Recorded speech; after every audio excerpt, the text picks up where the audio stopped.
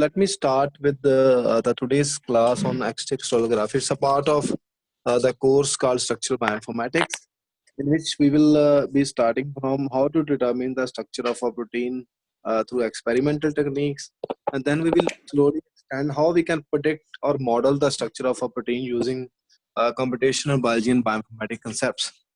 So I have prepared a PowerPoint slide. This slide actually available on the HME ELMS portal, but if you don't find it, I will share it with you. Okay. And if you go for the first page of the slide, this first page actually focuses on the importance of structural bioinformatics, and it is one of the latest happening in the world. Like this, the SARS COVID-2 corona virus जो आजकल फैला हुआ है उसका जो main protease है उसका structure है and that structure has been shown in the pinkish or magenta tone, and the turkish, the blue one, is the inhibitor of this structure.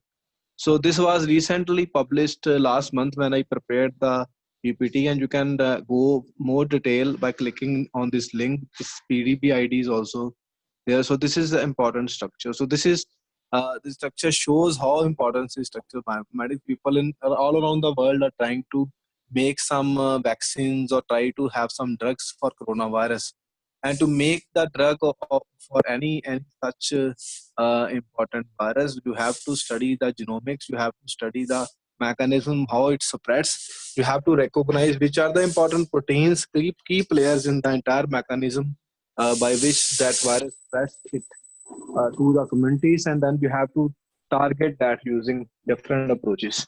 And if you want to target the particular protein or any mechanism, you need to know the structure of the protein. That's show the importance of structural bioinformatics. Okay, and there are many Yes. methods by which you can know the structure of a protein. These methods include, I will show in the next slides, like X-ray crystallography, NMR. Then there is a diffraction methods. There is a surface plasma resonance, and there are more methods which are used to determine the experimentally determine the structure of a protein. But it's not easy to determine the structure of a protein experimentally. That's why it's one of the most difficult tasks. It requires many steps which we will discuss it in the coming coming slides. So why we need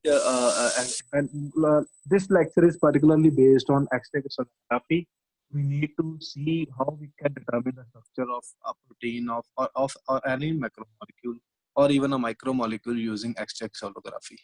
But before going to the technical details of X-ray crystallography, let us concentrate on how the different sizes of the molecules or the things are there in this world, and how we can measure that, how we can see that.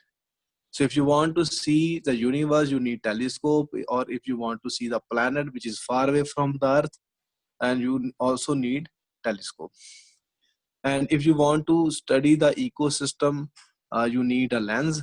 I mean, आपको zoom करके आप देख सकते.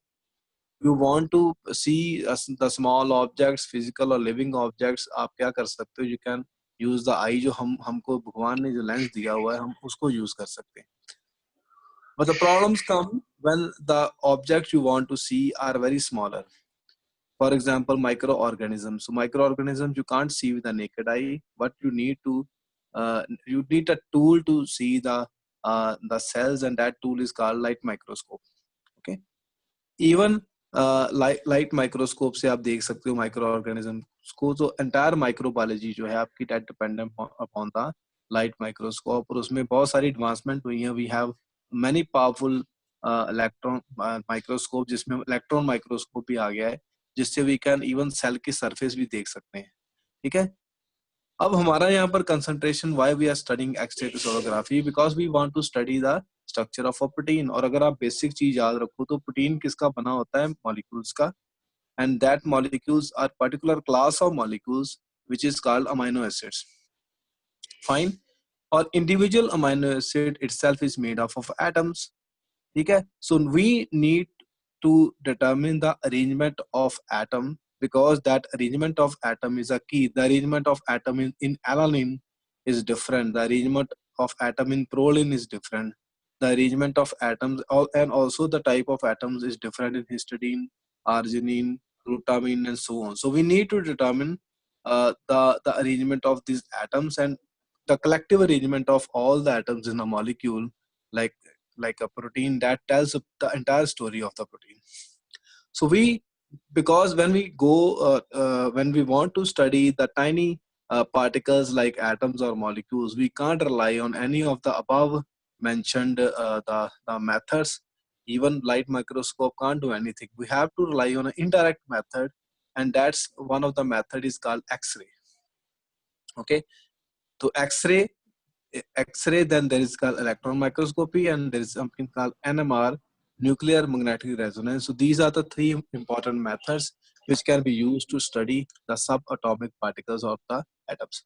And again, concentrating on the importance of X-ray crystallography, or importance of protein structure determination method. So this is an overview of the number of structures which have been deposited in PDB.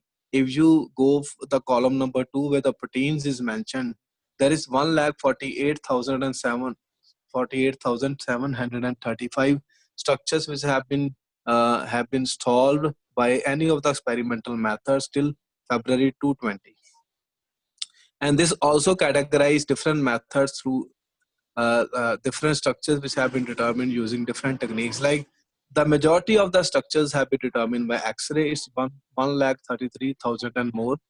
NMR contribute to around 11,000 structures. Electron microscopy correspond to around 3,000 structure, and so on. And the majority of the structures have been determined by X-ray.